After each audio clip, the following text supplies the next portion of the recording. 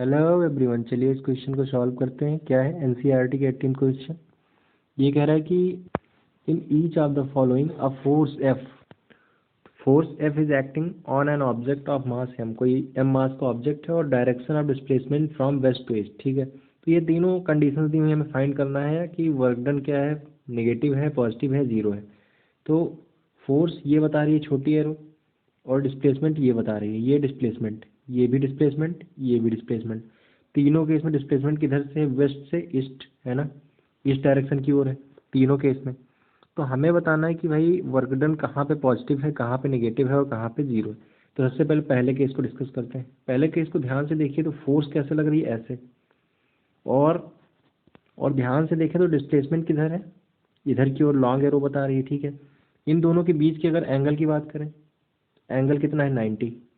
ठीक है, तो हमें पता है work done is equal to क्या होता है, F S cos theta dot product है ना। तो यहाँ पे कॉस थीटा की वैल्यू, एफ एस तो सेम है, कॉस थीटा की वैल्यू कितनी रखेंगे यहाँ पे, 90।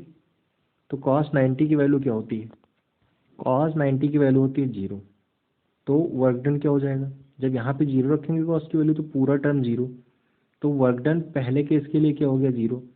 पहले केस में कोई वर्क डन नहीं है। सेकंड केस को डिस्कस करेंगे, तो सेकंड केस को कहाँ डिस्कस करें, तो ये देखिए सेकंड केस।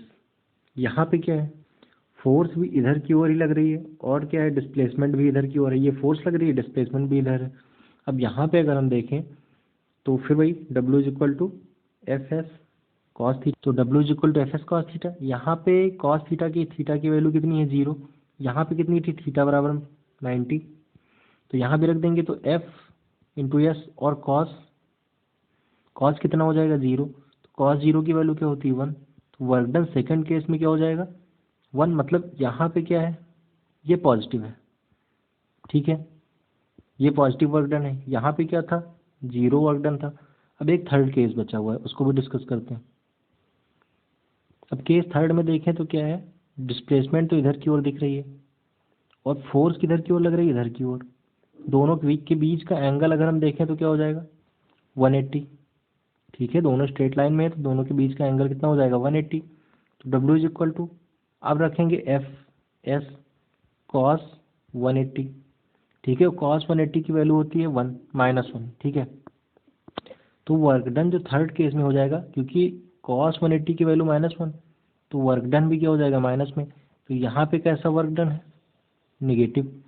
तो इस केस में वर्क डन कैसा है, निगेटिव। तो पहले ये तीसरा केस, यहाँ पे कैसा, निगेटिव, ये निगेटिव है। ठीक है, यहाँ पे क्या है, निगेटिव, यहाँ पे क्या है, पॉजिटिव, और यहाँ पे क्या है, जीरो वर्क डन। ठीक है, तो इन तीनों केस को हमने डिस्कस कर लिया है। Okay, thank you.